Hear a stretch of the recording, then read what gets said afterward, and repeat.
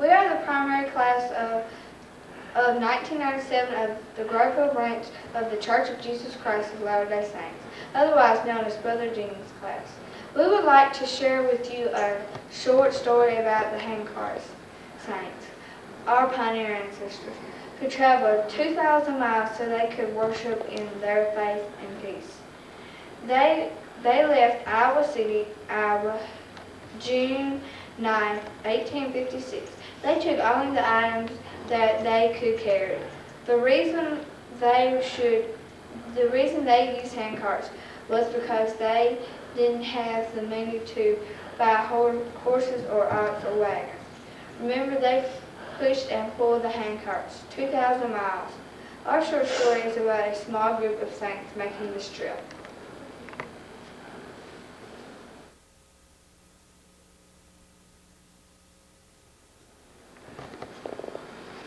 My name is Anne Buckley, and I play Sister Anna. My name is Megan Alt, and I play Sister Megan. My name is Howard Buckley, and I play Brother Buck. My name is Mark Ordo, and I play as Brother Mark. My name is Brent Cook. I play Brother Brent. My name is Mindy Odom, and I play Sister Mindy.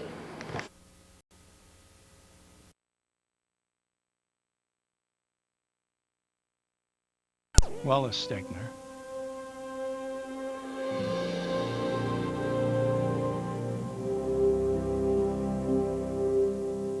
From the eastern United States, Canada, England, and the European continent came hosts of Mormon converts. They journeyed west by wagon, handcart, and on foot, holding fast to the dream of what they called New Zion. More than 3,000 paid for that dream with their lives. Wrote one woman of the suffering on the trail, "I only lived because I could not die." They were a peculiar people who came not for gold, farmlands, or the promise of work or business. They came to gather as a people alone, away from their persecutors and their misfortunes, hoping to worship and serve their God. This is their story.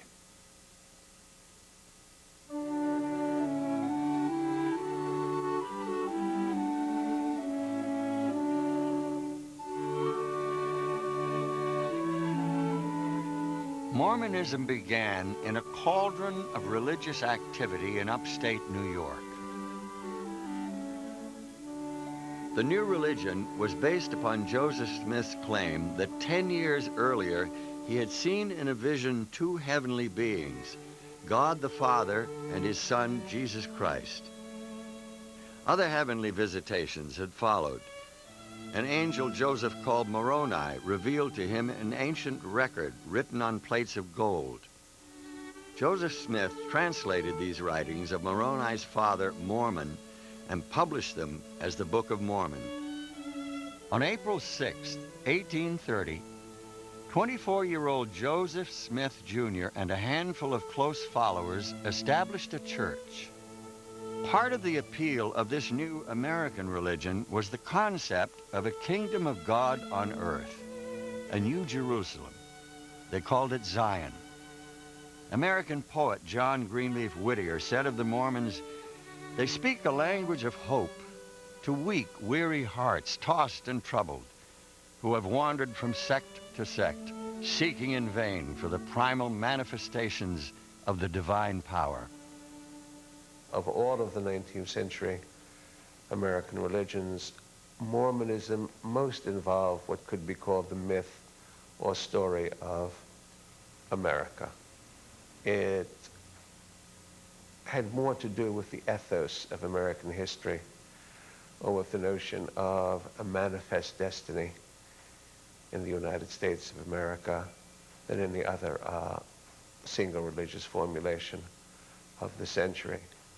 The earliest followers of this new church were primarily New Englanders and upstate New Yorkers. They were Methodists, Baptists, Shakers, Millerites, Campbellites, Quakers, and Cumberland Presbyterians. In 1831, these converts began to gather in Kirtland, Ohio. They built a temple, sent missionaries to preach in the East and in England, established a colony near Independence in Jackson County, Missouri. But this new religion was not well received by its neighbors. Persecution spawned violence. Mobs tarred and feathered church leaders. Members were driven from their homes and finally from Kirtland itself.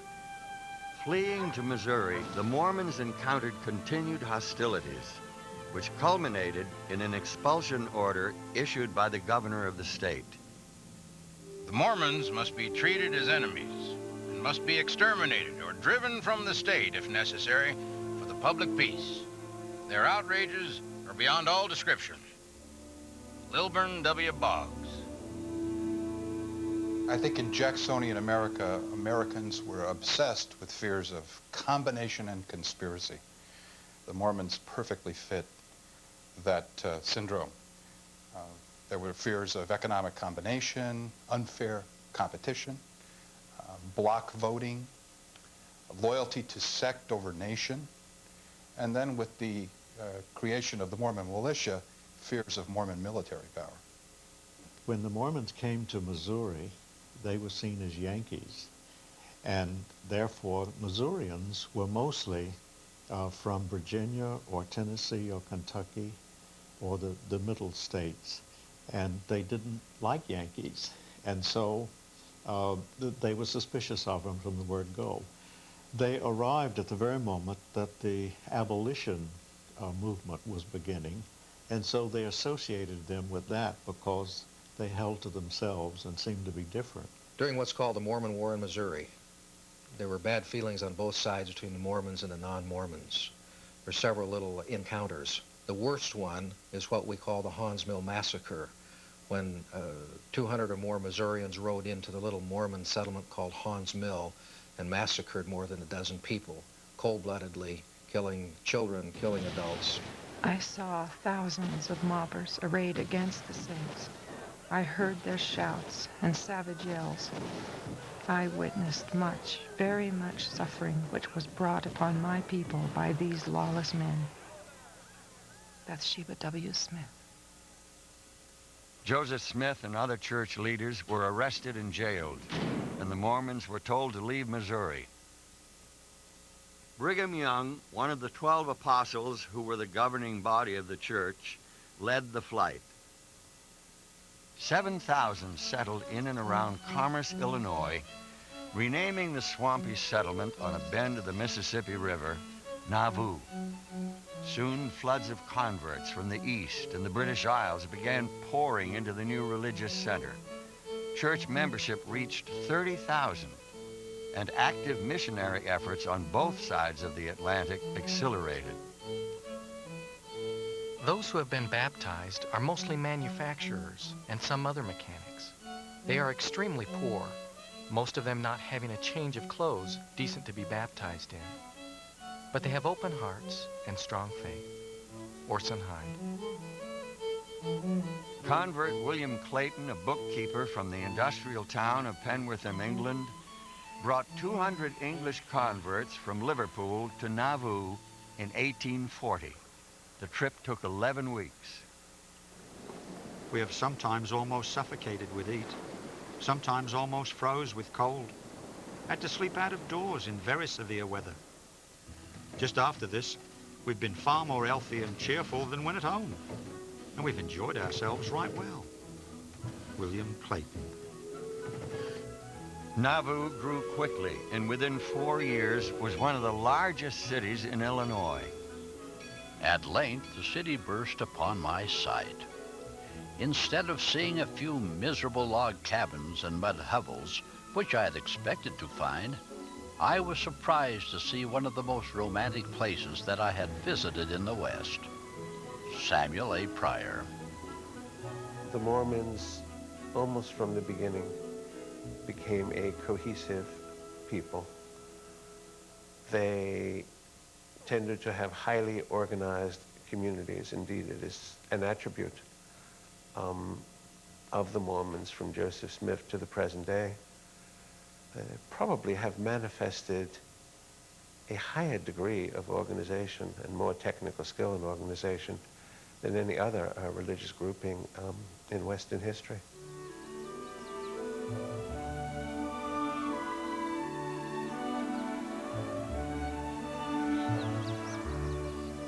The people plowed the fields, built homes, shops, and halls. They again began building a temple, the centerpiece of their worship, where they would perform ceremonies and ordinances sacred to their belief. But Joseph Smith predicted the growth and prosperity would not last. I prophesied that the saints would continue to suffer much affliction and would be driven to the Rocky Mountains. Many would apostatize. Others would be put to death by our persecutors or lose their lives in consequence of exposure or disease. And some of you will live to go and assist in making settlements and build cities and see the saints become a mighty people in the midst of the Rocky Mountains. Joseph Smith, 1842. The concept of chosen people can quickly become a kind of self-righteous adulation of yourself or your group, and can result in some suspicions of outsiders. I think the chosen people concept can quickly convert into a kind of true believer category. And in that way, the Mormons, I think, contributed to some of the hostility that they experienced from their neighbors. Mormons tended to be a little clannish. There was a us and them mentality. We did not associate very well with our neighbors, and that leads to resentment. And then as polygamy spread and word got out, well. Polygamy was an issue from the beginning, but I think in a very limited way in Illinois when people began to hear about it. So it was not a national issue or well known. Mormons were a gathering people. They clustered together, and over time, numerically, in several places, they could have controlled local politics. They seldom, if ever, did. They seldom, if ever, cared to, but the potential was always there, and that worried non-Mormons. Economically, for the same reasons, a gathering people, a sharing people, over time, they became somewhat more economically better off than their neighbors. Well, that creates a little jealousy. As Mormon numbers increased and the walls of the Nauvoo Temple went up, anti-Mormon sentiment intensified. War and extermination is inevitable. Citizens arise, one and all. We have no time for comment. Every man will make his own. Let it be with powder and ball. Thomas Sharp, Warsaw Signal. Violence erupted in June 1844 when the Nauvoo Expositor printed articles against the Mormons. Fearing further mob violence, the Nauvoo City Council authorized the destruction of this anti-Mormon press. He called together the city council and without a shadow of authority and in the teeth of the Constitution of this state and of the United States, ordered the destruction of the press. Warsaw City Council.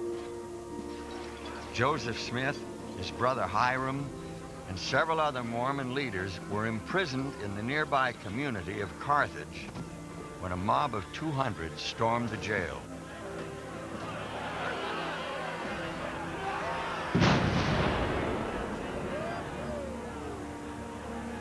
Joseph and Hiram are dead.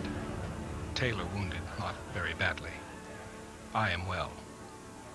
Our guard was forced, as we believe, by a band of Missourians from 1 to 200. The job was done in an instant, and the party fled towards Nauvoo instantly. This is as I believe it. The citizens here are afraid of the Mormons attacking them. I promised them no. Willard Richards. Willard Richards, only slightly wounded in the attack, brought the bodies of Joseph and Hiram to Nauvoo. Still in its infancy, the Mormon Church buried its leader.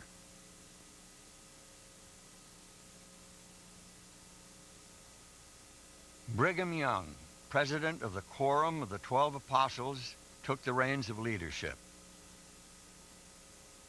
What the people who murdered and indeed martyred Joseph Smith hoped to accomplish by it, and I suppose they hoped to terrorize the entire Latter-day Saint movement, certainly get it out of the Midwest. Perhaps they hoped it would go off to Mexico. But the effect was very different. Whether the effect would have been so different if it were not for Brigham Young, who was a lion of a human being, an astonishing phenomenon. I mean, he had not got the intellectual and spiritual, charismatic power of Smith, but he was an extraordinary political, military, economic leader and organizer. Very much a kind of American Moses, perfectly capable of organizing and running an exodus of the most extraordinary kind. Though the next months were tranquil, it was clear the days in Nauvoo were coming to a close. Brigham Young told the people to prepare for a mass migration. Wagon shops were set up in sheds, front yards, and parlors. And while they built more than 2,000 wagons, they also worked feverishly to finish their temple. We want to build a temple in this place. If we have to build it as the Jews built the walls of the temple in Jerusalem, with a sword in one hand and a trowel in the other. Brigham Young.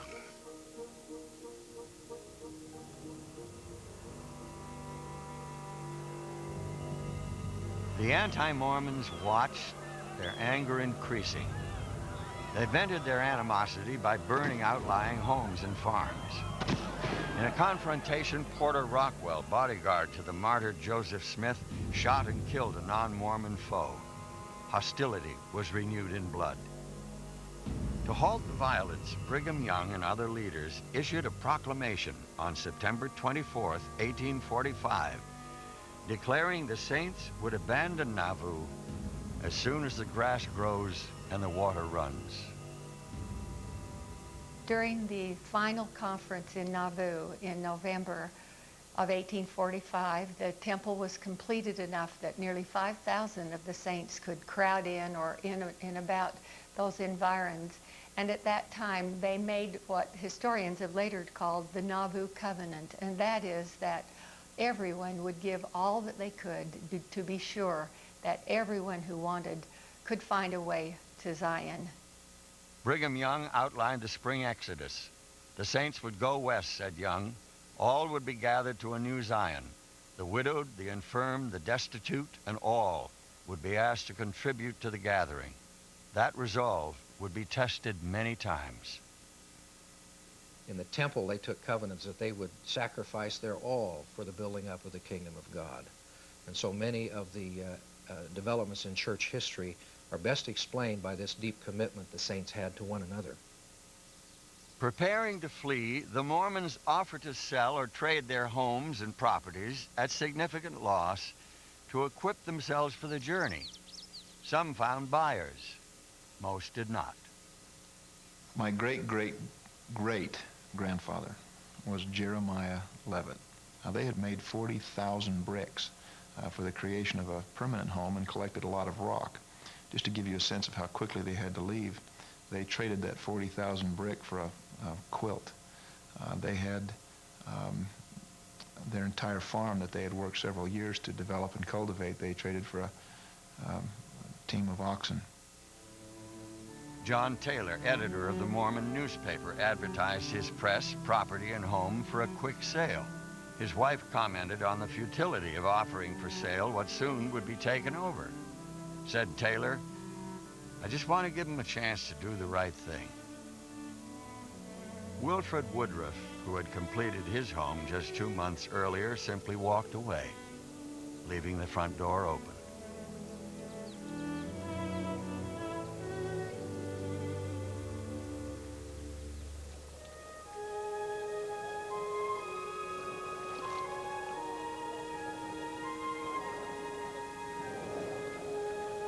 Believing government forces were preparing to move against the Mormons, Brigham Young directed their departure earlier than promised. On February 4th, 1846, Charles Shumway loaded his wagon onto a ferry and pushed off for the opposite shore. 3,000 Mormons, including many of the church leaders, followed. On that same day, February 4th, Sam Brannan and more than 200 New England church members boarded the ship Brooklyn and set sail from New York City for Yerba Buena, today's San Francisco.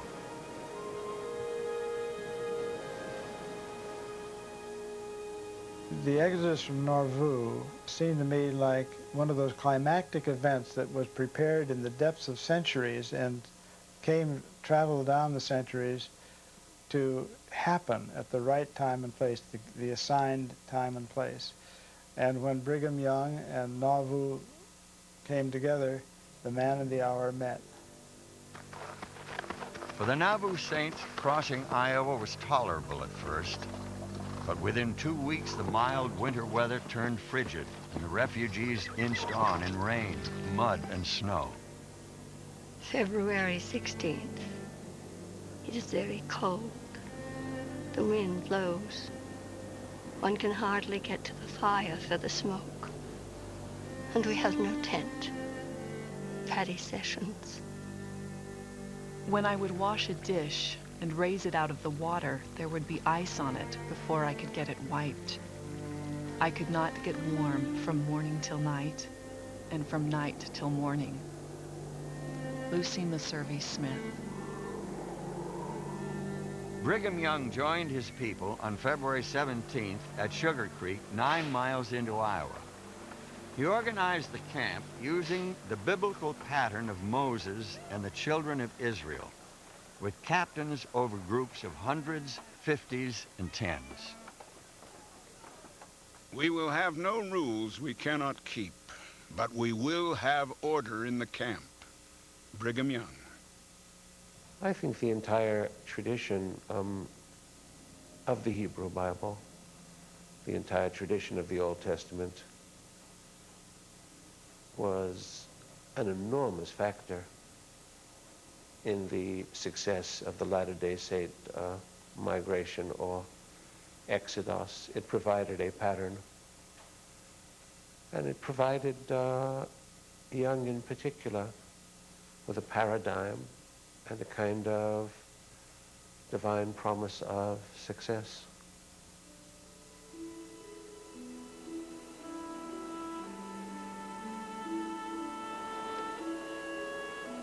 The cold weather intensified. On February 24th, the temperature dropped to 12 below zero.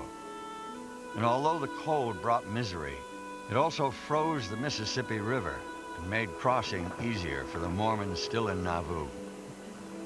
February 27th, 1846. Father Lot with his team left Nauvoo with the women and children and crossed the river on the ice and took them to the camp. I accompanied them on horseback. Horace K. Whitney. William Pitt's Nauvoo Brass Band played almost every night for the weary pioneers. To earn money for provisions and equipment, the band also performed in villages along the route. They even played for funerals.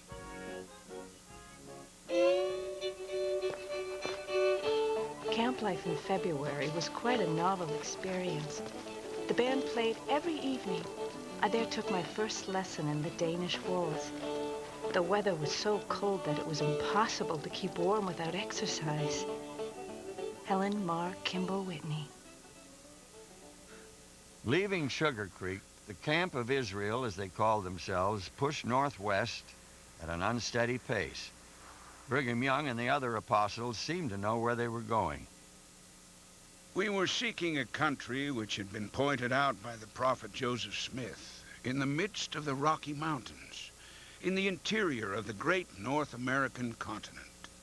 Brigham Young. The Mormons went west at a high point of manifest destiny in this country when we felt that the West was at last ours. Even without the outcome of the Mexican War, we already felt that the far West belonged to us. We had explored it. We knew what was out there. Between mid-March and mid-April, rain fell almost constantly. It seemed as though the bottom of the road had now fallen out, for the wagons sunk in the mud up to their beds. We had to put 8 or 10 yoke of oxen to a wagon to get out of the mud holes. George A. Smith. Some days the companies advanced only half a mile. Conditions were miserable. I will not try to describe how we traveled through storms of snow, wind, and hail, how roads had to be made, bridges built, and rafts constructed, how poor animals had to drag on day after day with scanty food, nor how our camps suffered from poverty, sickness, and death.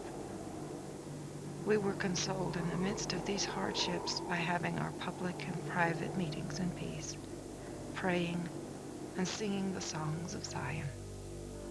Bathsheba W. Smith.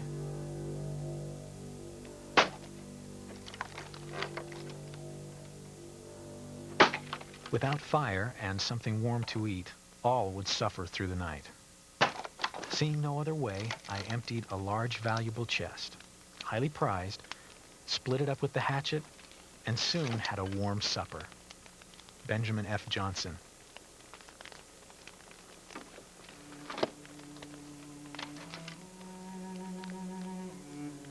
Six weeks into the trip, Brigham Young's clerk, William Clayton, received word that his wife, Diantha, still back in Nauvoo, had delivered a healthy baby boy, William Adriel Benoni Clayton. A poet-musician at heart, the young father penned words of relief to a familiar English tune that became an anthem for the trail. All is Well, later titled Come, Come Ye Saints, reflected the hope of these pioneers.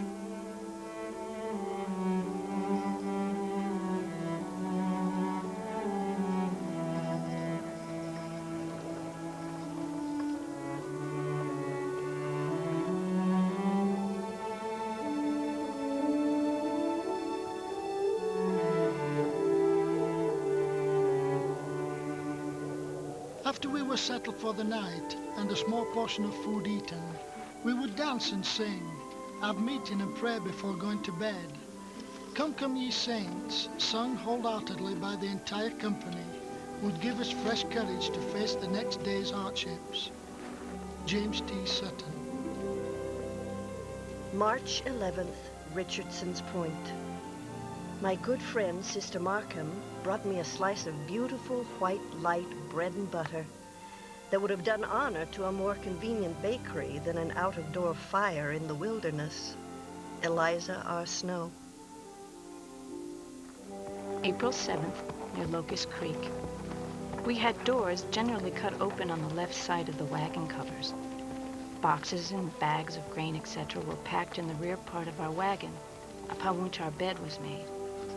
We had our provision chest in front, which served as a table, and between was just room for my chair, this being my only piece of furniture, the most of the household chattels having been left in our house in Nauvoo. Helen Mar Kimball Whitney. When they reached the middle of Iowa, it was pretty much raw prairie. They had to find their own way, blaze their own roads, find their own campsites, and finally intersect with some Indian trails or some soldier dragoon trails that took them into Council Bluffs. The pioneers established way stations at Garden Grove and Mount Pisgah to rest the animals and provide shelter and food for subsequent companies. They planted 1,000 acres of squash, beans, and vegetables. April 26th. The council selected 100 men to make rails, 48 to build houses, 12 to dig wells, 10 to build a bridge, and the rest to go to farming. William Clayton. No other Western groups that I know of performed the services for other people which the Mormons did. All along the way from Nauvoo across Iowa, Nebraska, into Salt Lake, they were building bridges, improving the roads, putting up signposts. The many Mormons still in Nauvoo completed the temple, dedicated the building May 1st, and immediately prepared to leave. The saints completed the temple because, in essence, they had received a commandment from the Lord that it should be finished. And they wanted to present that to him as an offering, as a sacrifice, if you will, of their faith and their dedication and devotion. And that's why they kept finishing it before they left, knowing that they would leave it. In the 4 months since the Exodus began, nearly 12,000 had set out on the trail, their wagons inching across Iowa. The Mormons left behind in Nauvoo numbered less than 1,000. Many Mormons, in fact, did leave. Many remained in the Midwest, where they formed other kinds of sects, other Mormon denominations. So we have to understand that those who went west, although they were perhaps a majority, were not all the Mormons. On June 14th, the first pioneers arrived at the Missouri River, the westernmost border of the United States. It had taken more than 4 months to travel 300 miles.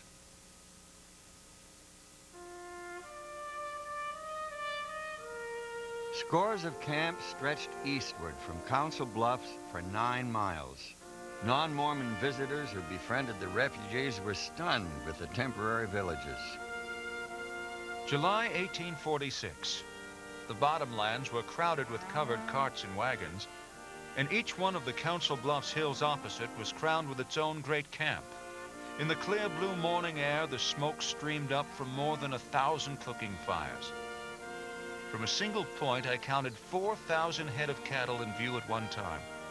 As I approached the camps, it seemed to me the children there were to prove still more numerous. Colonel Thomas L. Kane. Earlier, on May 13, 1846, the United States had declared war on Mexico. President James K. Polk was persuaded to enlist Mormon troops in the military. The church would receive $6,000 in first month's wages and uniform allowance, cash badly needed by Brigham Young to finance the massive migration. In the event that we did not comply with the requisition, we supposed they would now make a protest to denounce us as enemies to our country, and they would then have 500 of our men in their power to be destroyed as they had done our leaders at Carthage. Hosea Stout. But Brigham Young saw the battalion as a windfall. Touring the camps, he and other leaders encouraged volunteers, and within 3 weeks, 500 men had signed into service.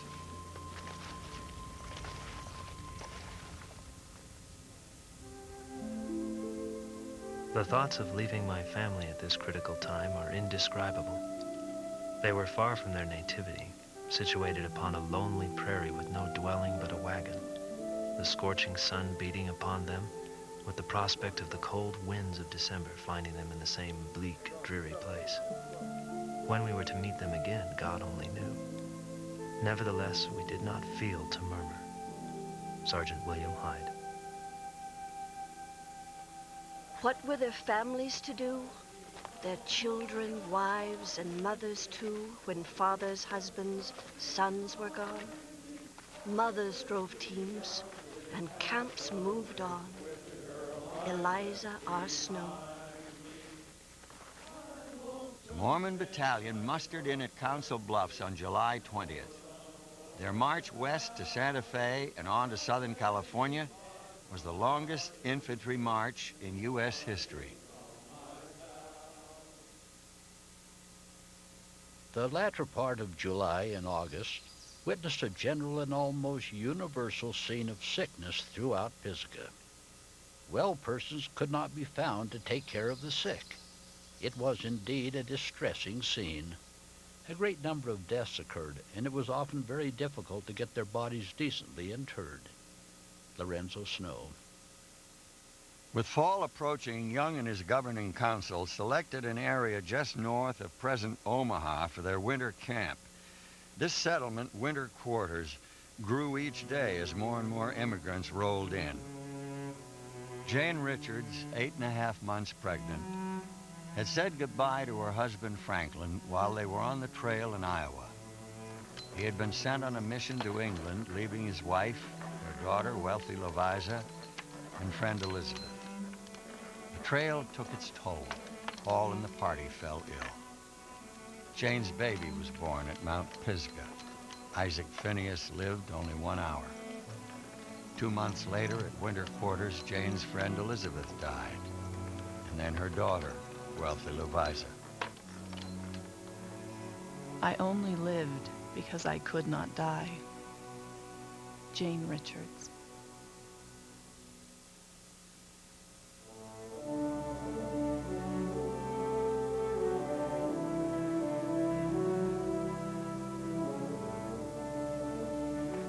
As wagons arrived at the Missouri River, word came almost daily of the plight of the few Mormons in Nauvoo. Young kept his promise to gather all who had placed their hopes in this new religion. Now is the time for labor.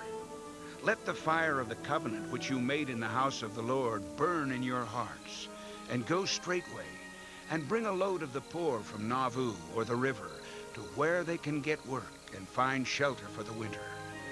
This is a day of action and not of argument. Brigham Young.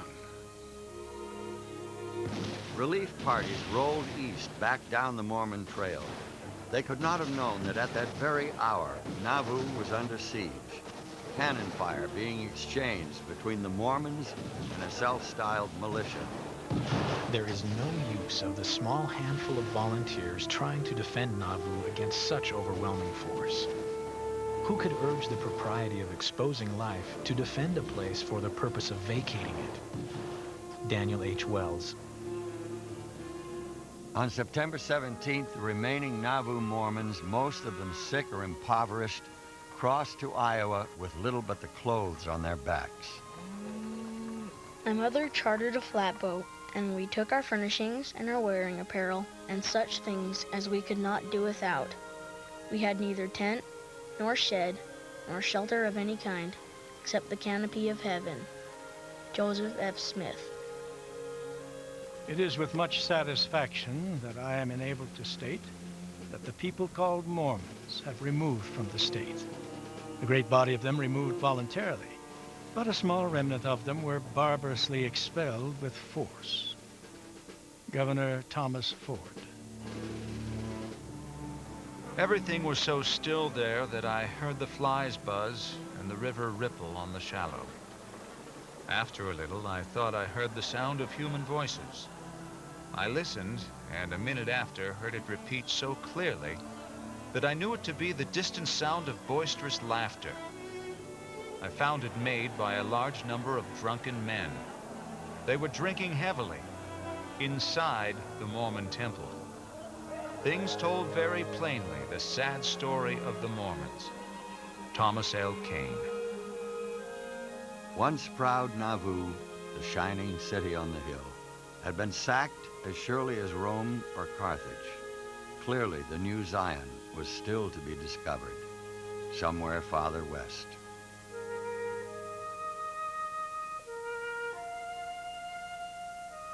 Poor camps dotted the Iowa riverbeds. The 300 men, women, and children survived on boiled or parched corn and Mississippi River water. Some died, others were failing, victims of exposure and typhus. Just as relief teams reached the refugees, the miracle of the quail occurred. For whatever logical, natural, or divine reasoning, flocks of exhausted quail landed at the poor camp. Some fell on the wagons, some under, and some on the breakfast tables. The boys and their brethren ran about after them and caught them alive with their hands. Every man, woman, and child had quails to eat for their dinner. And after dinner, the flocks increased in size. This was repeated more than half a dozen times. Thomas Bullock.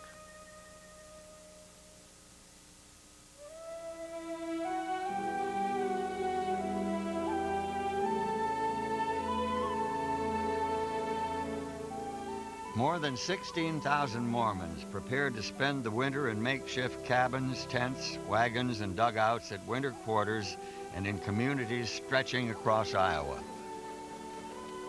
Nothing in American history Not the ephemeral towns of mining rushes, nor the hardier ones of real estate booms. Is like winter quarters.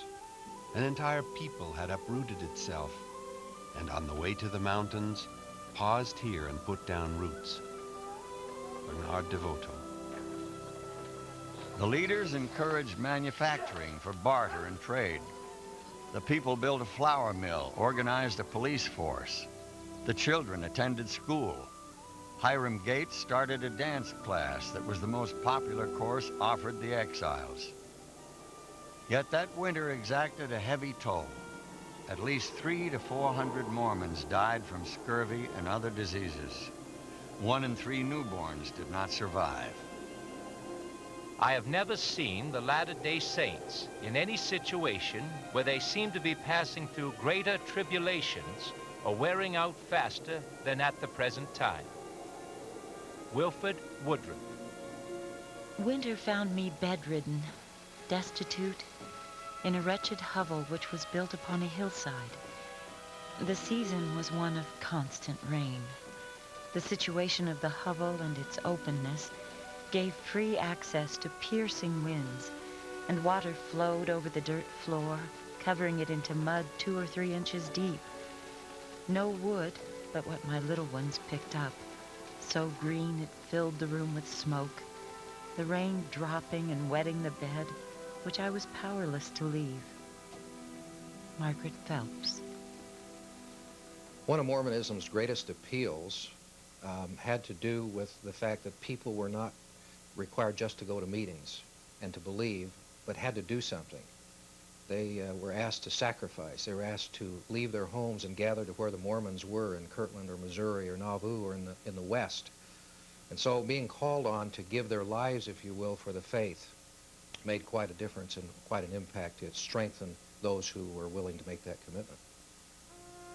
We are willing to take our full share of trouble, trials, losses and crosses, hardship and fatigues, warning and watching, for the kingdom of heaven's sake. And we feel to say, come calm or strife, turmoil or peace, life or death, in the name of Israel's God, we mean to conquer or die trying. Brigham Young.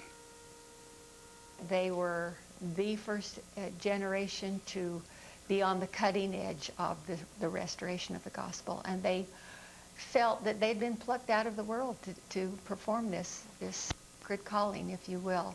And I think it gave a different meaning to the sorrows and the tragedies and the trials and sufferings that they experienced that made them martyrs to this cause rather than just victims of some adventure in the West.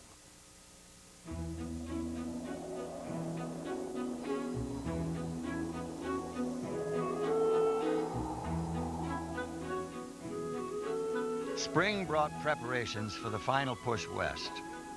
Brigham Young picked the Vanguard Company, including most of the church leadership, to strike out for the valley of the Great Salt Lake.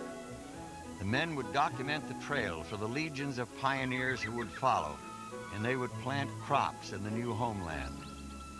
They relied on John C. Fremont's 1844 reports, as well as Lansford W. Hastings' newly published Emigrant's Guide to Oregon and California, and on a variety of scientific instruments, 2 sextants, 2 barometers, 2 artificial horizons, 1 circle of reflection, several thermometers, and a telescope.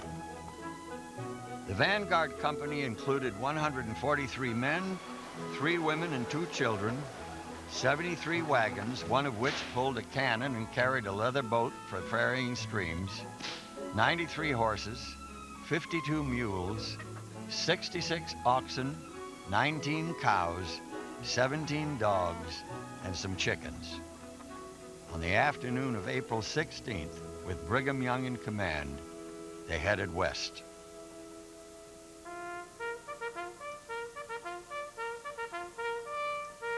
At 5 o'clock in the morning, the bugle is to be sounded as a signal for every man to arise and attend prayers before he leaves his wagon.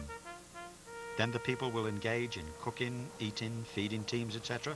until 7 o'clock, at which time the train is to move at the sound of the bugle. Each teamster is to keep beside his team with loaded gun in hand or within easy reach, while the extra men, observing the same rule regarding their weapons, are to walk by the side of the particular wagons to which they belong. And no man may leave his post without the permission of his officers. In case of attack or any hostile demonstration by Indians, the wagons will travel in double file, the order of encampment to be in a circle, with the mouth of each wagon to the outside and the horses and cattle tied inside the circle. At 8:30 each evening, the bugles are to be sounded again, upon which signal all will hold prayers in their wagons and be retired to rest by 9 o'clock. William Clayton. The Mormons followed the well-established Oregon-California Trail along the Platte River. Ahead of them lay 1,030 miles of wilderness.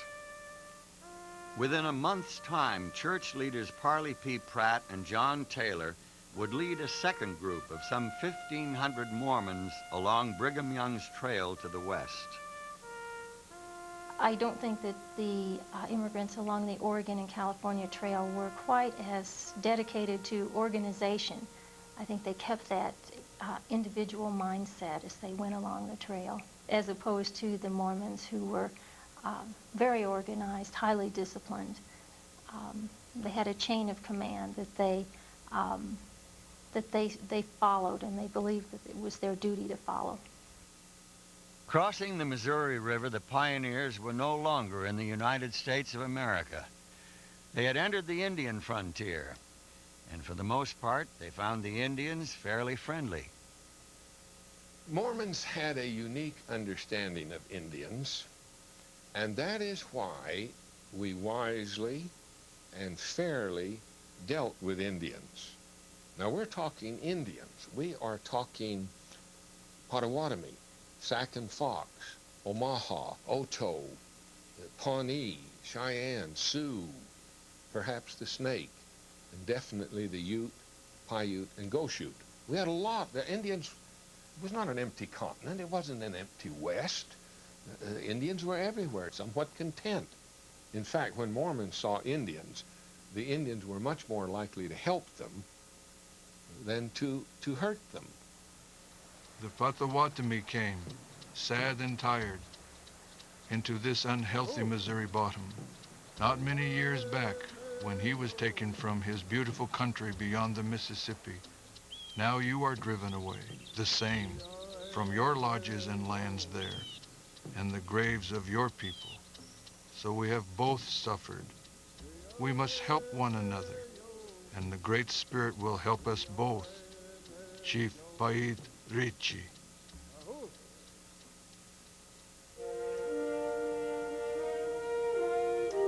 An excellent country with rich land, the richest kind of grass, which serves to feed those immense herds of buffalo. Although, by the by, we haven't seen any yet. Norton Jacobs. May 1st, buffalo were sighted, and several went hunting.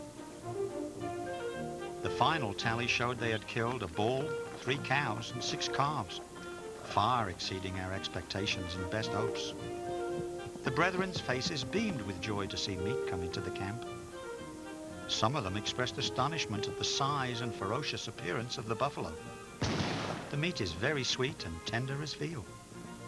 William Clayton. May 4th. Young's party kept to the north side of the Platte instead of the well-traveled south side to avoid confrontations with other immigrants. The company was making a permanent route for the Saints still to follow, a road independent of the old immigrant trail.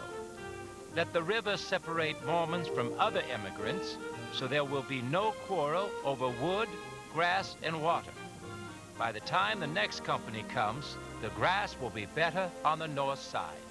Wilford Woodruff. May 8th. William Clayton, official camp historian, wanted a reliable measurement of the company's travel.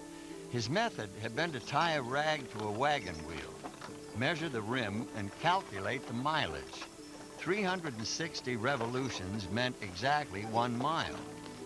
At regular intervals, about every 10 miles, he posted a brief message on a board.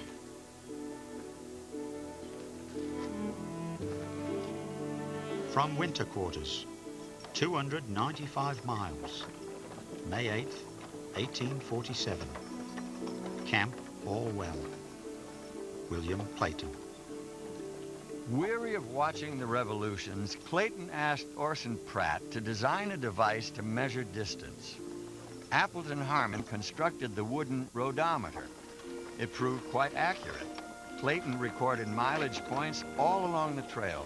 Thousands would use the Latter-day Saints Emigrant's Guide, published by Clayton in 1848.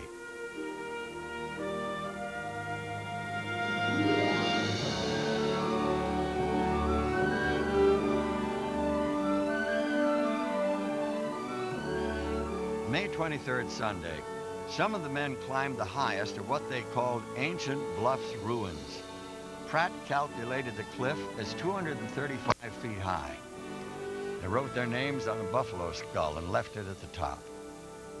That afternoon, Brigham Young called the camp together for worship. Some feared they would not reach their destination in time to plant crops. Well, suppose we did not. We traveled as fast as our teams were able to go. When we had done all we could, I would feel just as satisfied as if we had 1,000 acres planted in grain. The Lord would do the rest.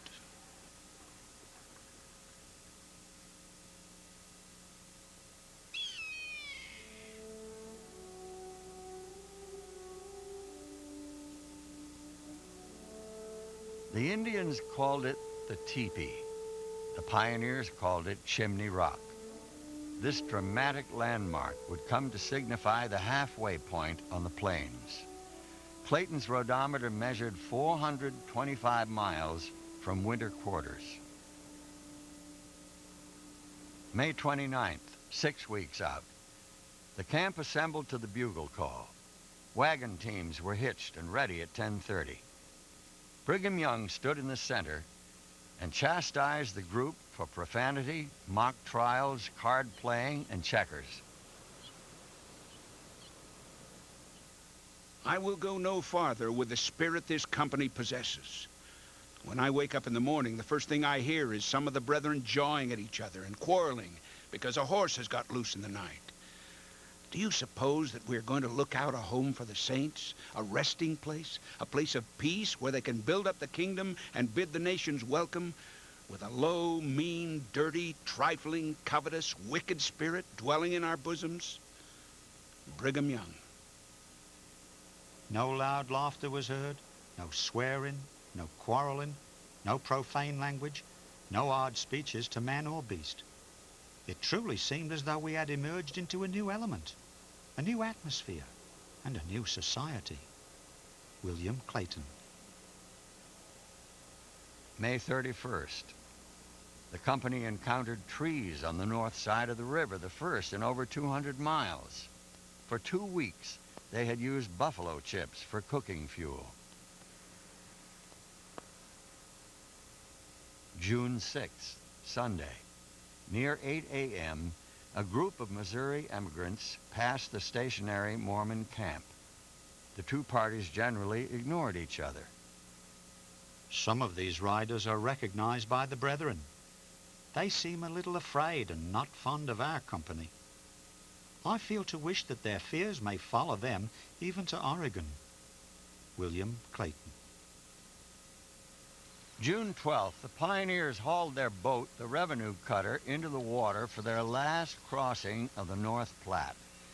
Other travelers on the trail lined up to ride across the swollen river, and the new service, at $1.50 a crossing, made 24 trips. Recognizing the potential for much-needed cash, Brigham Young assigned 9 men to build a ferry and remain behind to run what would become a thriving transport business. June 21st. Passed near Independence Rock, an isolated rock of coarse, gray, massive granite, seamed and furrowed and broken like its neighboring and kindred ranges in every direction. George A. Smith. Striking landmarks interrupted the harsh landscape. Independence Rock, Devil's Gate, Split Rock, the Sweetwater River meandering its course in the sand. This granite ridge, or chain of gray rock, which is almost entirely naked, still continues on our right. In the distance appears the towering heights of the Wind River chain of the Rocky Mountains, covered with immense bodies of snow. Erastus Snow. June 27th, crossed the Continental Divide at South Pass. Continuing to the west, the party followed the Donner Reed Trail to the parting of the ways and on toward Fort Bridger. At the Little Sandy, they met Jim Bridger, who cautioned Brigham Young and his company against taking a large population into the Salt Lake Valley, predicting the Mormons would never get a crop harvested before the killing frosts. Such was the information we obtained from Mr. Bridger. But we shall know more about things and have a better understanding when we have seen the country ourselves. June 30th. As the pioneers built rafts to cross the Green River, Sam Brannan rode into camp with news that the Saints who had sailed from New York the year before were settled near San Francisco. They called their colony New Hope. Brannan gives a very favorable account of the climate, soil of California, and appears anxious that we should immediately go there and take possession of the country before it becomes occupied by others. Horace K. Whitney. Unable to convince Brigham Young, Brannan returned to the Pacific coast.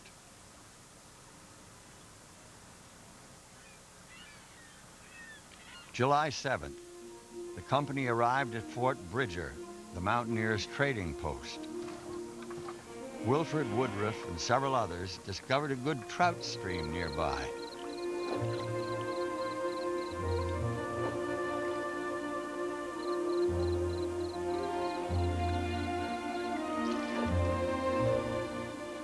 It was the first time I ever tried the artificial fly in America or ever saw it tried.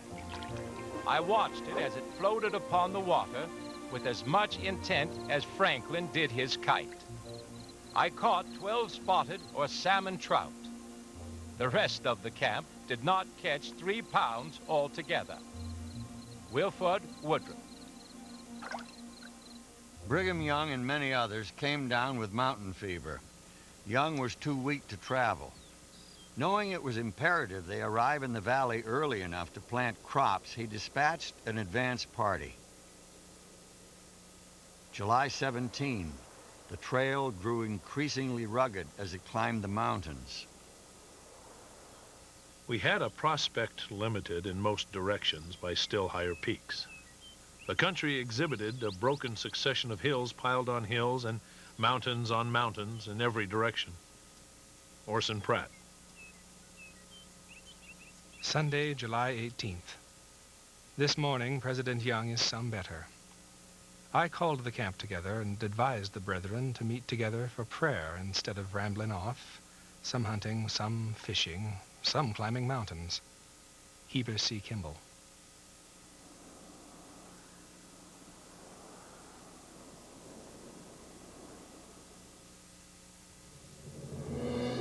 At the mouth of Echo Canyon and within 36 miles of the Salt Lake Valley, the pioneers faced the most difficult stretch of the journey. The jagged, dense, steep terrain was interrupted by 6 winding canyon streams the party would have to cross 44 times. In parts, the Mormon Trail was rugged. There were stretches in Wyoming they attached little pet names to, like Hell's Half Acre or Hell's Reach. Fortunately, they didn't know the worst was ahead of them. So they come down into modern Utah, west of modern Hennifer.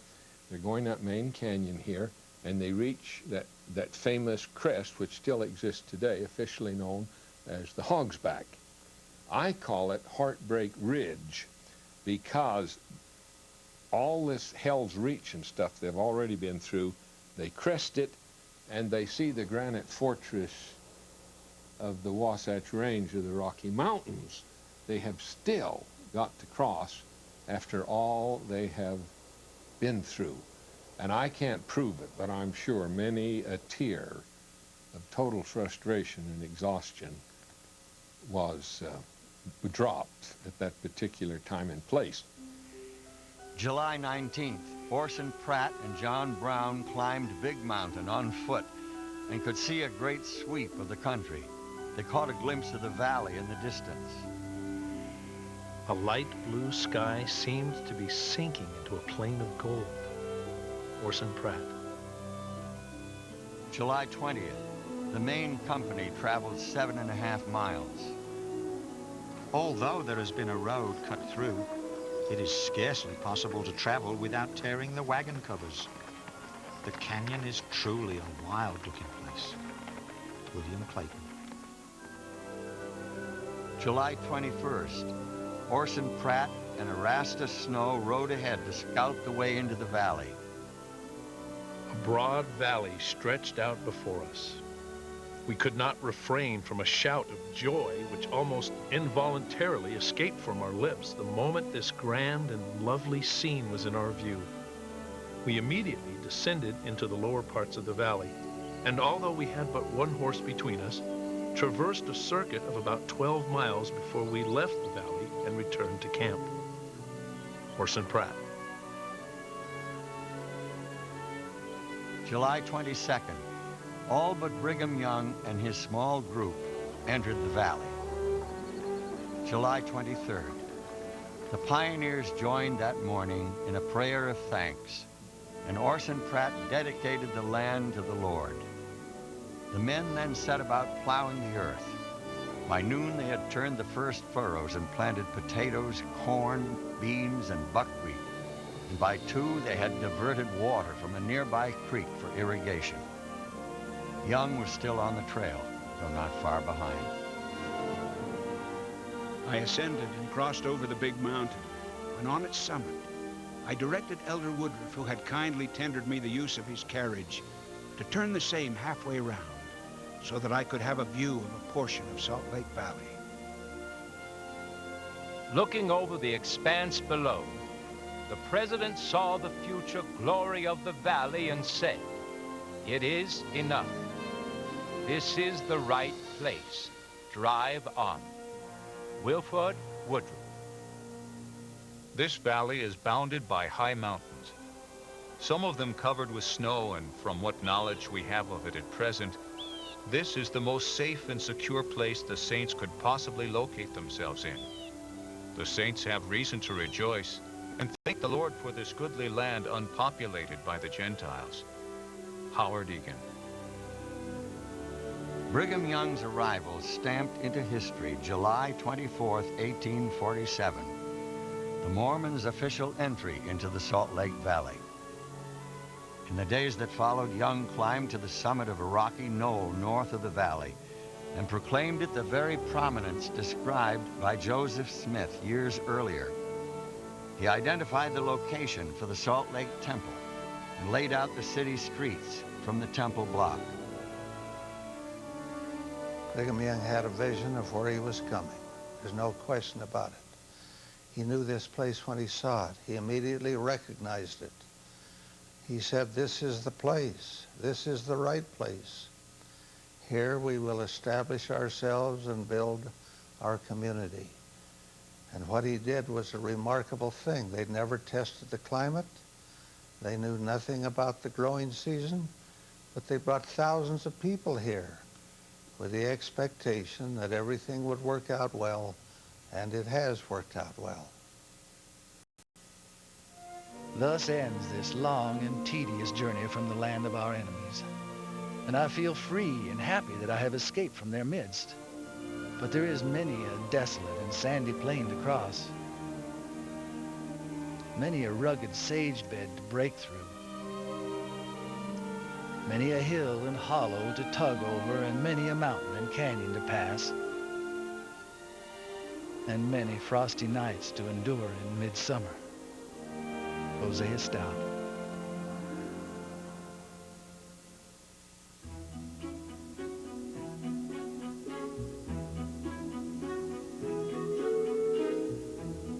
In a concerted, organized effort, Mormon converts began gathering together in the newly established community near the Great Salt Lake. The movement west first drew those already lodged at winter quarters and surrounding settlements, and quickly stretched across the Atlantic. I think it was this principle of the gathering, which had been enunciated by Joseph Smith as a gathering of people together where they could fulfill the purposes of the Lord. And the whole principle of the gathering gave a different meaning to the trek west for Mormons, I believe, than to any other Western people. It gave them a unity, even though they were disparate people from various lands and different parts of the United States, but they were all part of one common mutual effort, one common cause. They believed they were God's chosen people, led by prophets. Therefore, they believed what they were doing was God's will. Now, there is no stronger, greater motivation in life to inspire people than the belief, the faith, the knowledge, perhaps, that they are doing God's will. The gathering was a concept of coming together in a world that was characterized by a kind of scattering or splitting apart. The American West had the highest rates of mobility of just about any society in world history. The Mormons put that to their own use by bringing people to new communities but holding them together with this concept of the gathering. We didn't go west for furs, land, gold, adventure, a new identity, timber, fish, petroleum. As somebody once said, we volunteered to go west because we were kicked out. Brigham Young and many of the vanguard companies stayed in the valley only 33 days. Heading back to winter quarters to get their families, they met the second, or big company, of more than 1,500 pioneers led by Parley P. Pratt and John Taylor. A month later, the first of this company arrived in the Salt Lake Valley. On December 5th, 1847, Young was named by the apostles president of the church. He was sustained by the general membership on December 27th. He would serve 30 years, and in that time gather more than 70,000 Mormon hopeful to Zion. I think that without the organizing genius of Brigham Young and the strong personal leadership, that the Mormons might have disbanded or have been disrupted. But the combination of the persecution on one side and the leader on the other kept the whole group moving in a certain direction. It wasn't a one-time wagon train. It was a series of wagon trains over a 22-year period of time. So it was a massive, organized, orchestrated movement of people. They cared about each other. There was a concern to take care of one another because they weren't only in the same wagon train, but they were of the same faith. They were going west to build the same society together. There was a sense of mission involved in it. We stressed, for example, that the Mormons fled to Utah. The Mormons went to Utah full of hope that they could realize what they wanted to do. In 1848, 3 massive wagon trains captained by Brigham Young, Heber C. Kimball, and Willard Richards brought more than 2,400 Mormons to Utah. More than half were children. For many children, the memory of their migration on the trail was like an extended lark. They wrote later of wandering through the grasslands, of picking wildflowers, almost a prolonged picnic. The reality, however, was quite different. Nearly everyone walked, children included, and short legs, those walks got very long, and those days got very tiring. I think that also accidents for children were much more frequent than they were for adults. Well, first of all, we have to define children. 10, 11 and up were not children. They were miniature adults. They helped their mother, they helped their father, they had their chores. I think that children are going to be children no matter where they are. A lot of the children that went along the trails did suffer. They were susceptible to the diseases, and a lot of the children and women suffered and died. There were dangers for the children along the trail because of the childish things that they did. You had to really watch them. We heard so much of Independence Rock in Wyoming long before we got there. We nooned at this place, but Father stayed long enough for us children to go all over it. I went with the boys and with Catherine. It is an immense rock with holes and crevices where the water is dripping cool and sparkling. We saw a great many names of persons that had been cut in the rock, but we were so disappointed in not having a dance. Rachel Emma Woolley. The women shared the labors of traveling the trail. They gathered wood, prepared meals, and sometimes drove wagons. And there were additional challenges. There were many births along the trail, and it's just inconceivable to me to understand how a woman could, during her 9th month of pregnancy, walk. Walking was easier than riding in a wagon during that time. The bumpiness of the wagon was really uncomfortable. And a wagon train did not stop for labor or for birthing. It stopped to repair wagons, it stopped for buffalo stampedes, or it stopped to find lost cattle, but it never stopped for a birth, nor a death, nor a sickness. They simply had to travel on. And so women, of course, helped each other during those times. It was not a pleasant journey for me, as I have been very nearly helpless all the way. But it is all right. We are going from the land of our oppressors to where we hope to raise our children in the fear of the Lord, where they will never suffer by the hands of our enemies, as we have done. Eliza Marie Partridge Lyman.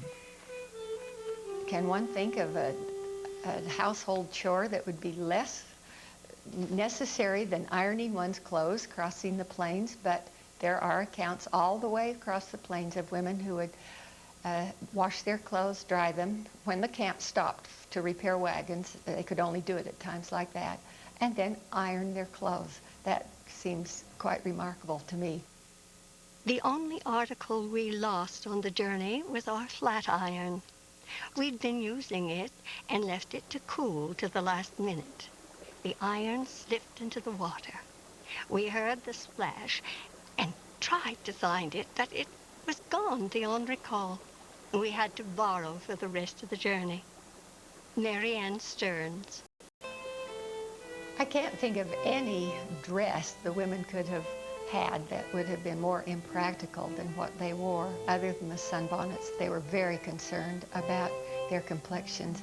You'd be surprised how many diaries talk about how hard the women scrubbed their faces when they got to Little Mountain, knowing they were going to be coming into the valley soon. They wanted to get all that dry dust and sunburn and suntan off their faces and look feminine again. There was one thing we enjoyed very much, and that was the bath in the river. The men of the camp found a convenient place down the river and had their swim in the daytime. We could always tell when they did this because they came into camp looking so fresh and clean. For most of the time they were a dusty lot. And the sisters each procured a bathing suit of some kind, and we took our baths by starlight. Mary Ann Stearns.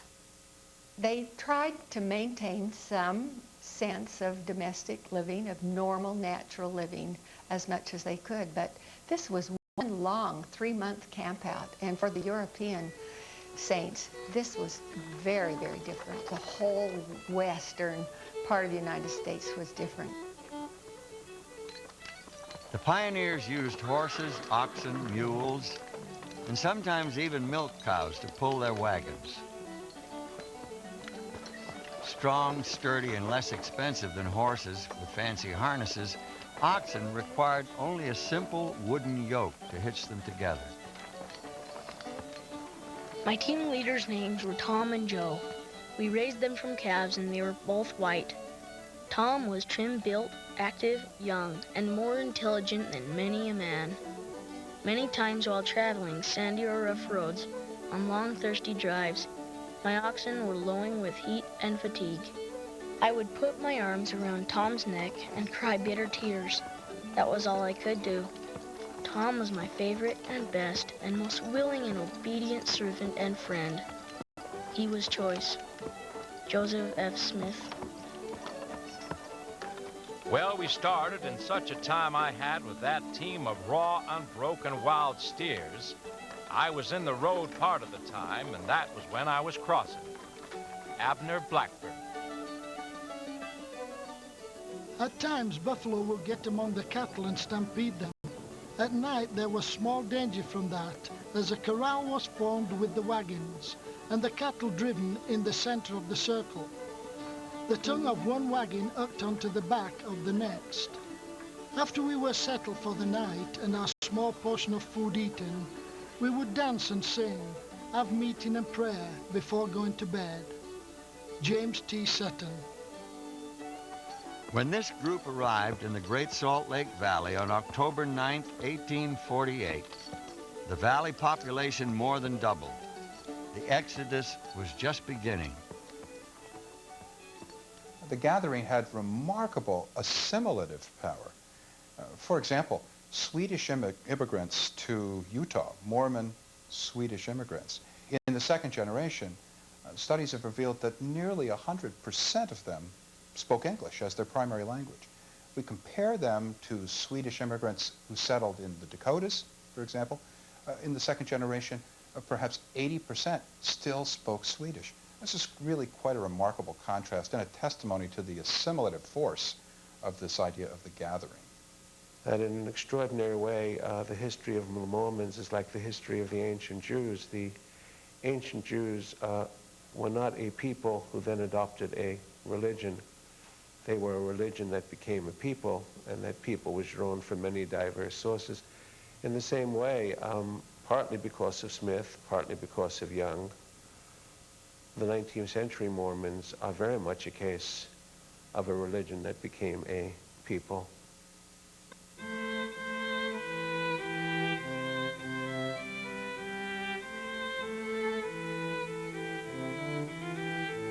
Many members hoped to gather to Zion, but could not afford the passage or the outfit to trek west.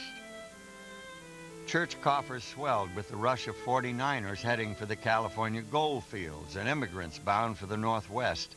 They left the Missouri River in 1847. Had they left 2 years earlier, they would have missed the help and advantages of trailblazing west of Fort Bridger, which the Donner Party made. Had they left 2 years later, they would have been part of that great press of gold rushers of 49, which seriously overstrained trailside resources, and the Mormons would have suffered from that. But also, they would not have been in the valley of the Great Salt Lake prior to the gold rushes, and would have not been able to have benefited financially in significant ways from trade and buying and selling with people mad to get to California, therefore selling off everything they could to lighten their loads. The California-bound immigrants needed fresh oxen, produce, and wagon repairs. The Mormons were happy to assist. The extra cash was used to create a revolving account called the Perpetual Emigrating Fund to help finance travel to the valley. Once settled and self-sufficient, members were to repay loans and contribute as well. From 1849 to 51, about 7,500 Mormons made the trip with financial aid, and in 1852, one of the largest travel years for all trails west, more than 5,000 Mormons journeyed to Utah with the help of the fund. The captain said we must cover at least 30 miles a day.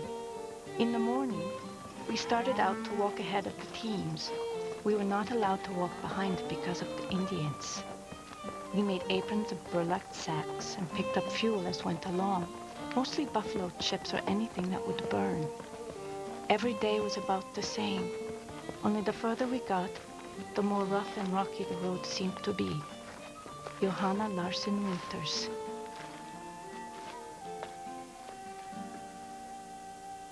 For the British Saints, the Trail of Hope began at the Albert Docks on the Mersey River in Liverpool, England. They hoped that they would be able to create New Zion. They hoped it would be better than the world they had turned their backs on in the East or in England. Some of those converts came 6,000 miles to get to New Zion, coming from Liverpool. That made it the longest trail of all the trails in the West. What is in store for the poor people on the shores of the Great Salt Lake? What happy delusions they are laboring under now. On what miserable blindness their eyes may be opened then, I do not pretend to say. But I went on board their ship to bear testimony against them if they deserved it, as I fully believe they would.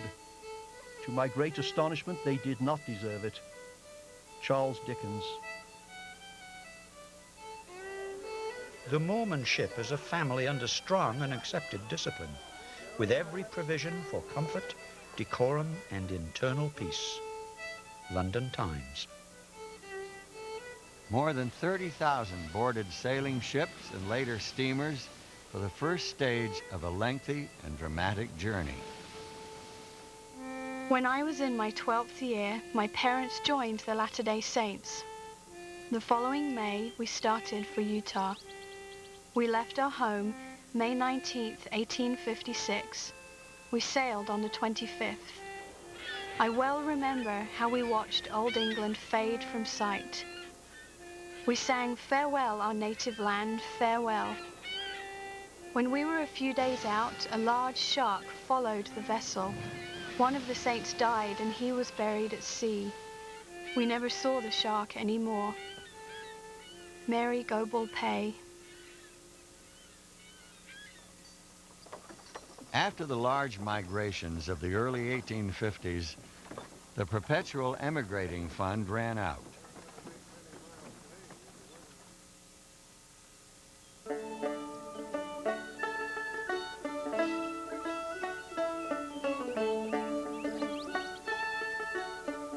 I have been thinking how we should operate another year.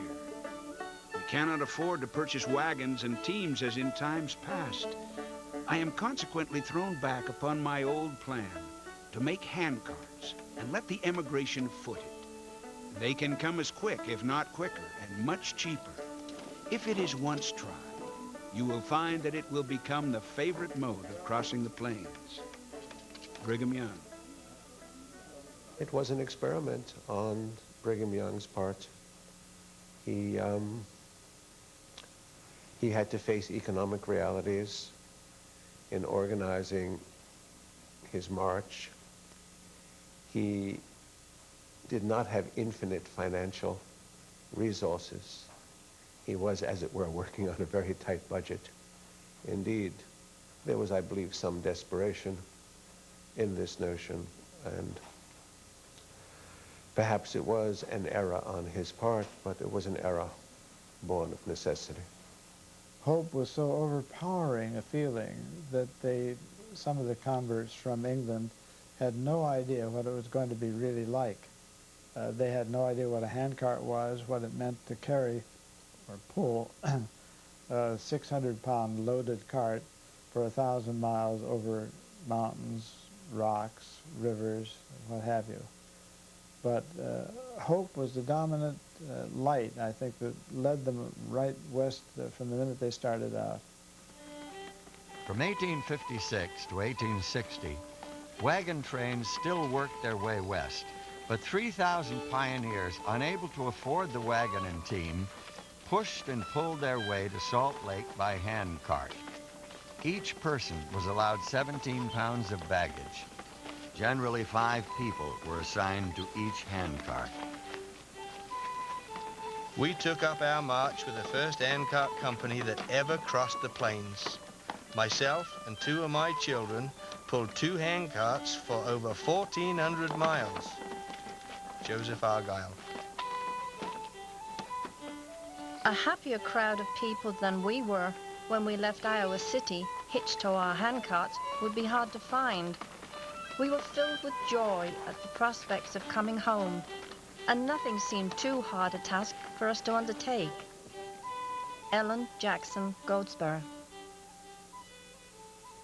I think the handcart people were so hopeful that they didn't bother about the hardships because they thought it had a purpose. And that was very important. It made a psychological difference that gave them a kind of strength that the ordinary migrant would not have. This journey was very hard because we did not have half enough to eat for the support of our bodies.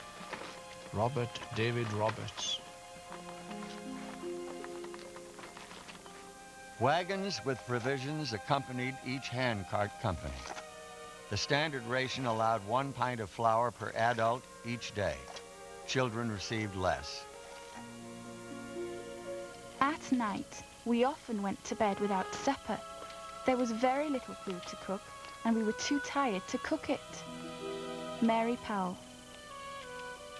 You felt as if you could almost eat a rusty nail or gnaw a file, for you never got enough to eat. John Jacks. When we got a chunk of buffalo meat, Father put it in the handcart. Father said we would save it for Sunday dinner. I was so very hungry and the meat smelled so good to me while pushing the handcart that I could not resist. I had a little pocket knife, and with it I cut off a piece or 2 each half day. Although I expect a severe whipping when Father found it out. I cut off little pieces each day. I would chew them so long that they got white and perfectly tasteless. When Father came to get the meat, he asked me if I have been cutting off some of it. I said yes. I was so hungry I could not let it alone. Instead of giving me a scolding or whipping, Father turned away and wiped tears from his eyes. John Stuckey. Out on the trail, the pioneers had to work together and live together. 20 or more were assigned to each tent. There were in our tent my husband with 1 leg, 2 blind men, a man with 1 arm, and a widow with 5 children. Priscilla Merriman Evans. The first 3 handcart companies were welcomed to Salt Lake by brass bands, church dignitaries, and townspeople bearing gifts. Of the 10 companies, 8 arrived in the valley with no major misfortune. We had no trouble of any kind crossing the plains, only fatigue. John Parry. We reached Salt Lake City, tired, weary, with bleeding feet, our clothing worn out and so weak that we were nearly starved, but thankful to our Heavenly Father for bringing us to Zion. Priscilla Merriman Evans. The Willie and Martin handcart companies started out too late in the season. Halfway across Nebraska, they stopped for more provisions and repairs. They could have waited out the winter and begun their trek again in the spring, but they decided to push on. For the most part, they were city dwellers and not prepared to face the harsh frontier. I can remember of being at a meeting one night when Brother Levi Savage, a returning missionary, arose and spoke. He counseled the old, weak and sickly to stop until another spring. The tears commenced to flow down his cheeks, and he prophesied that if such undertook the journey at that late season of the year, that their bones would strew the way. George Cunningham, Willie Company. The decision was put to a vote of the people. Filled with enthusiasm, the emigrants voted to continue their journey. Nearly 100 dropped out of the 2 companies. The rest pushed on. Brethren and sisters, What I have said I know to be true, but seeing you are to go forward, I will go with you, will suffer with you, and if necessary, I will die with you. May God in his mercy bless and preserve us. Levi Savage.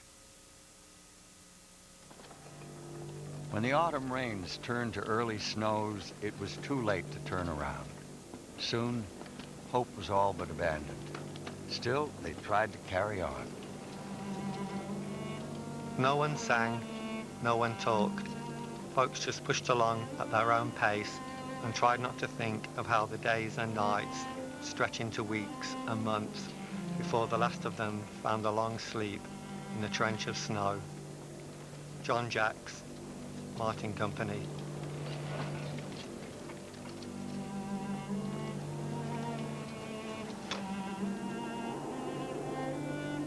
When morning came, Father's body, along with others who had died during the night, were buried in a deep hole. Brush was thrown in and then dirt. A fire was built over the grave to kill the scent, to keep the wolves from digging up the remains. I can see Mother's face as she sat looking at the partly conscious group. Her eyes looked so dead that I was afraid. She didn't sit long, however. When it was time to move out, Mother had her family ready to go. She put her invalid son in the cart with her baby, and we joined the train. Our mother was a strong woman, and she would see us through anything. Lolita Dixon, Willie Company.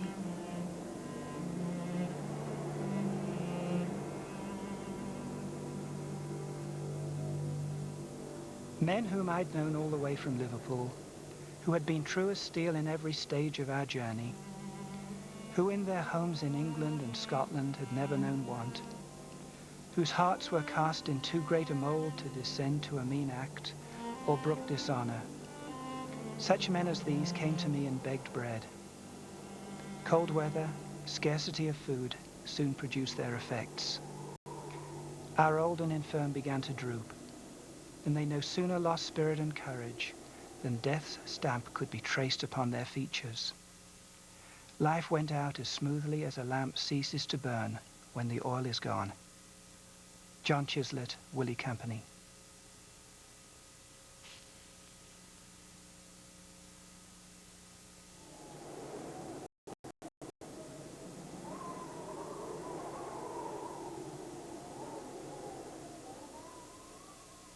This counts as the single worst disaster in the overland migration of the 19th century. And I think the responsibility for it has to be laid at the same door, that is the door of Brigham Young. So his great power of organizing here came up against an insurmountable object, and that was the unpredictability and the harshness of the Great Plains environment.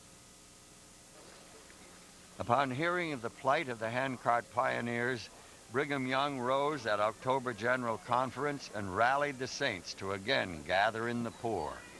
Franklin D. Richards and his associates, who were traveling in a light buggy with good teams, came in on Saturday and reported to Brigham Young, and on Sunday morning he stood before the congregation in the tabernacle in Salt Lake City and said that his sermon for the day would be the people out on the plains, caught in the snows. He dismissed the conference and told the people to go to their homes, the women to gather blankets and food and other things, the men to get their teams in order and their wagons. He wanted good, fast teams to move just as quickly as they could out to these beleaguered peoples on the highlands of what is now Wyoming. They were scattered all across that state, from Casper to the east, to the Continental Divide to the west, when they were found. Wagon teams loaded with food and bedding left immediately to rescue the stranded handcart pioneers. Tuesday, October 7th. About 50 men and 24 horse wagons with 10 tons of flour with other provisions and clothing left the city. Reddick Newton Allred, rescue party.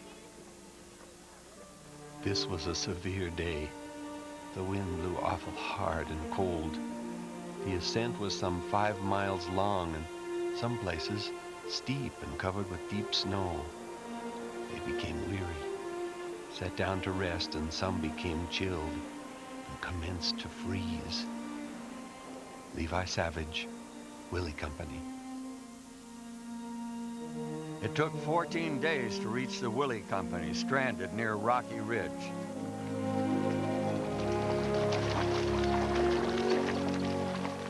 More wagons rode on to reach the Martin Company. As we looked ahead, lo and behold, we saw a wagon coming, and it was close. Such a shout as we raised in camp I never before heard. It came from the hearts of the faithful saints who felt their lives was in the hands of their God. Joseph B. Elder, Willie Company. The brethren turned over to me flour, potatoes, onions, and a limited supply of warm clothing. Quilts, blankets, buffalo robes, woolen socks. That evening, for the first time in quite a period, the songs of Zion were to be heard in the camp. The change almost seemed miraculous. Among the brethren who came to our succor were elders W.H. Kimball and G.D. Grant. How bravely they worked to bring us safely to the valley, to the Zion of our hopes. John Chislett, Willie Company. Rescuers found the handcart pioneers of the Willie Company strung out for miles. They picked up one load of immigrants who could walk no farther, brought them to camp, and then went out on the trail for more. Still, one morning, 13 were dead in camp. 2 more died during the day. Many in the rescue party pressed on to assist the other stranded companies. The passage of the Sweetwater was the worst river crossing of the expedition. The water was not less than 2 feet deep, intensely cold. The ice was 3 or 4 inches thick, and the bottom muddy or sandy. 4 members of the relief party waded the river, helping the handcarts through and carrying the women and children and some of the weaker men over. John Jacks, Martin Company.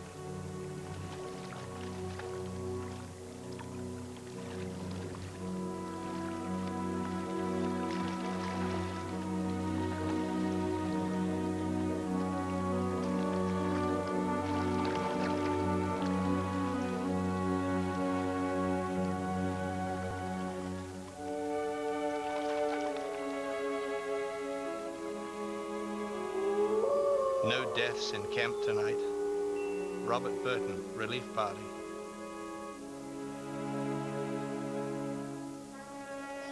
About noon on November 9th, 1856, the relief wagons carrying members of the Willie Company pulled into Salt Lake City.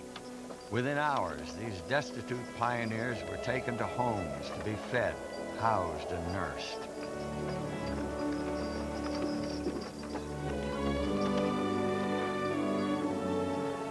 The Martin Company, bolstered by relief teams, now was back on the trail, headed for the valley. 56 did not make the journey, buried as best they could be in the frozen ground at Martin's Cove, where they had sought some sanctuary from the terrible conditions. My husband had for several days previous been much worse. I put him to bed. He seemed to rest easy and fell asleep. I slept until, as it appeared to me, about midnight. It was extremely cold. I listened to hear if my husband breathed. He lay so still. I could not hear him. I became alarmed. I put my hand on his body, when to my horror I discovered that my worst fears were confirmed. My husband was dead. He was cold and stiff, rigid in the arms of death. There was no alternative but to remain alone by the side of the corpse till morning. Of course, I could not sleep. I could only watch, wait, and pray for dawn. Elizabeth Horrocks Jackson, Martin Company. Passing through Echo Canyon, Sarah Squire, 8.5 months pregnant, gave birth to a baby girl. With no extra blankets or clothing, one teamster in the rescue party took off his coat, his shirt, and then removed the top half of his long-handled underwear with a knife. Little Echo Squire had a blanket. Both mother and baby survived the final stretch. November 30th, 1856. We arrived in Salt Lake Sunday noon. It was like the Israelites of old, beholding the promised land. Langley Allgood Bailey, Martin Company. Wagon trains had been assigned to follow the handcart companies and assist them on the trail. Behind the Martin and Woolley parties were the Hunt and Hodgett wagon companies. They too faced the desperate conditions. We arrived in Salt Lake City at 9 o'clock at night, the 11th of December, 1856. My mother was dead in the wagon. Early next morning, Brother Brigham Young and a doctor came. When Brigham Young came, he shook hands with all of us. When he saw our condition, our feet frozen and our mother dead, tears rolled down his cheeks. Mary Goebel Pay, Hunt Company. The doctor amputated Mary's toes with a saw and a butcher knife while the women dressed her mother for burial. The memory of her faith and her life fills me with immense gratitude. What she did for her children and her children's children lives on in my life. As a descendant, I haven't had the experience and don't expect to have the experience of crossing the last fork of the Sweetwater in freezing weather, losing loved ones right and left. But I do have days that require courage. And when I hear those stories of Mary and of others, it buoys me up. The handcart episode, with the tragic aspects of it for the travelers and the heroic aspects of it for the rescuers, are so impressive, and which suggest to me that the true Mormon trail did not lie on the prairie itself in the ground, but within the spirit.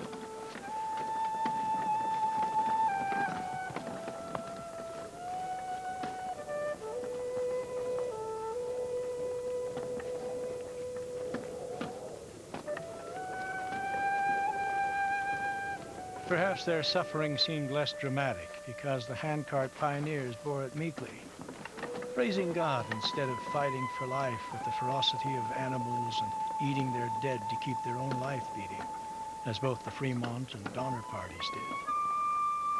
Assuredly, the handcart pilgrims were less hardy, less skilled, less well-equipped to be pioneers. But if courage and endurance make a story, if human kindness and helpfulness and brotherly love in the midst of raw horror are worth recording, this half-forgotten episode of the Mormon migration is one of the great tales of the West and of America. Wallace Stegner. More than 200 died in these companies.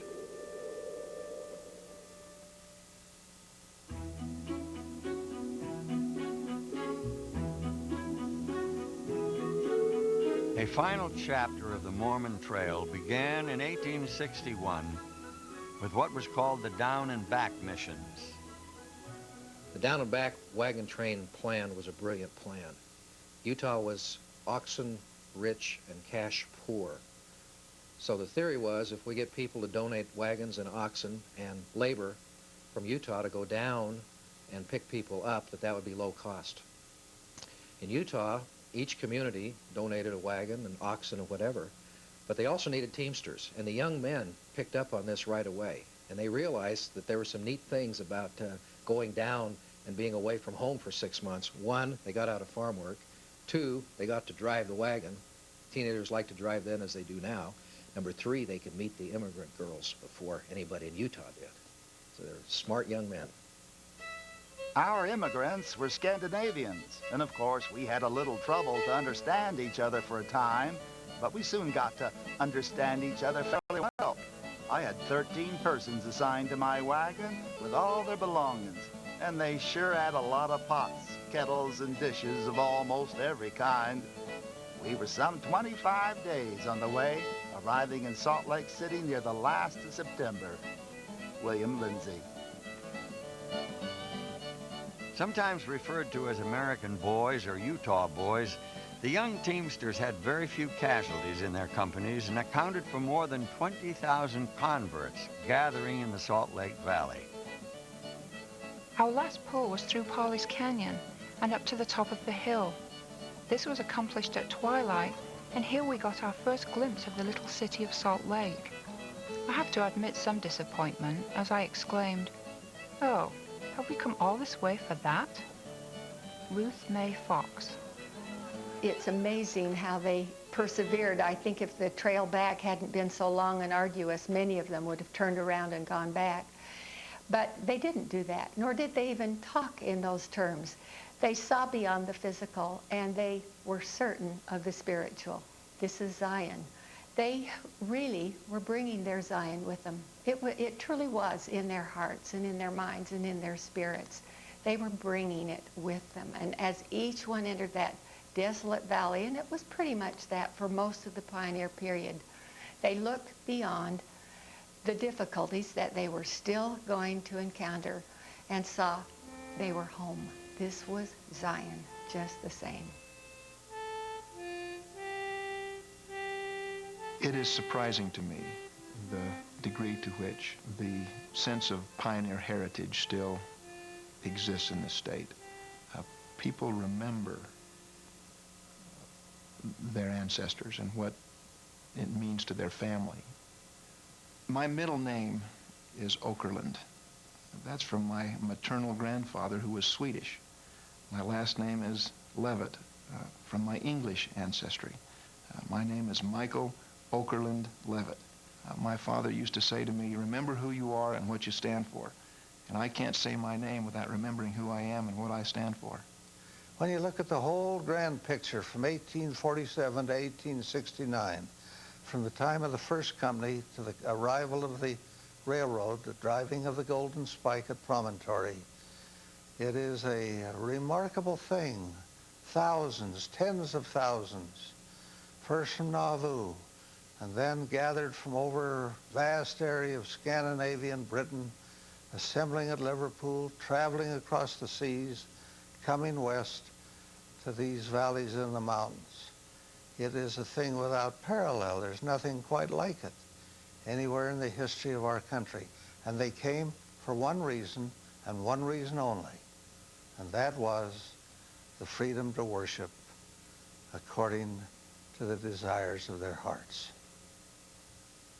The Salt Lake Valley and Great Basin is a good place to make saints, and it is a good place for saints to live. It is the place that the Lord has appointed, and we shall stay here until he tells us to go somewhere else. Brigham Young.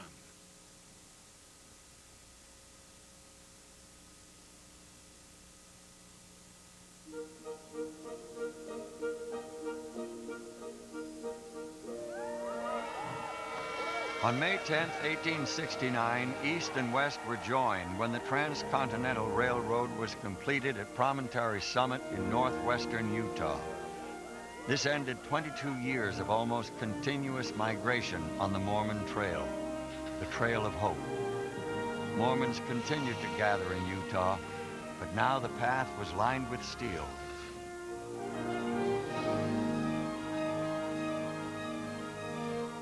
The Mormon Trail is one of the great migrations in American history. It is a singular story of a disparate band of people whose exodus west was prompted by their desire to gather together and worship God as they pleased. For some, the trail began at the docks in Liverpool. For others, the farmlands of upstate New York, the river bottoms of the Mississippi. Persecution had driven them. Many had left families and homelands to make what was to them a holy pilgrimage to Zion. Theirs was a trail marked by death, disappointment, rain, snow, and sun, and a succession of long, hard days. It ended in the desert basins of the Rocky Mountains. But the trail of hope was not only found on the plains amid the sagebrush, the ruts in the rocky landscape, or the shallow fords of the many streams and rivers. It was also found in the spirit of the people, who closed their days singing the hymn which spoke of their sense of mission. We'll find a place that God for us prepared, far away in the west. Happy day. All is well.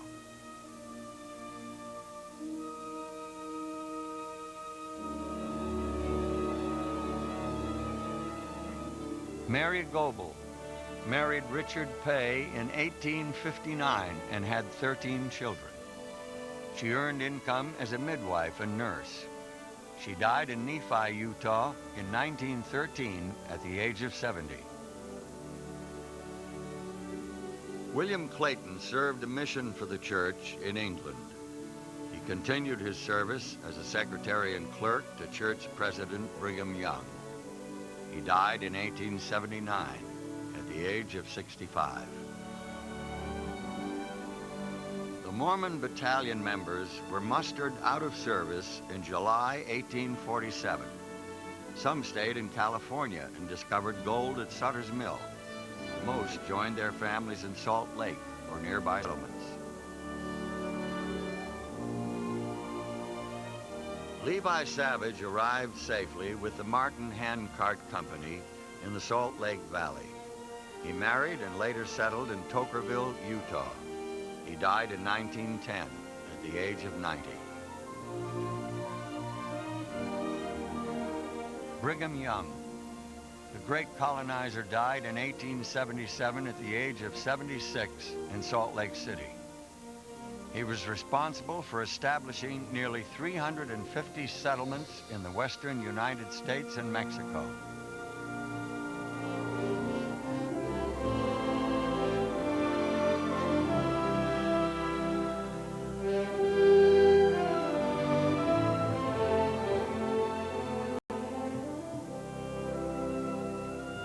They cut desire into short lengths and fed it to the hungry fires of courage.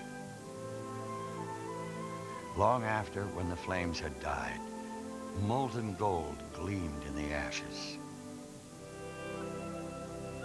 They gathered it into bruised palms and handed it to their children and their children's children forever.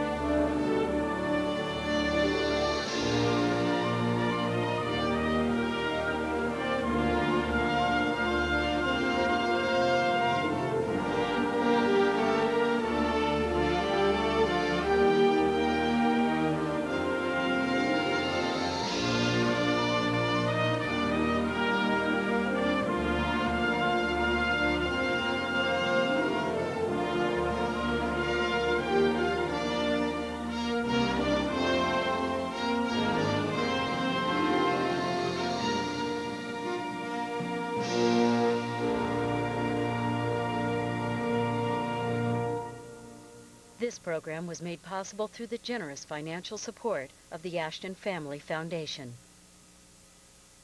We also appreciate the funding support of Blake and Nancy Roney, Richard I. and Judith A. Winwood, and the George S. and Dolores Doré Eccles Foundation. And the additional financial support of Steve and Colleen Lund, Keith and Anna Halls, and Dana and Chris Doggett. For information on how to obtain your videotape copy of this program or the companion book, Trail of Hope, please call toll-free 1-888-513-1847.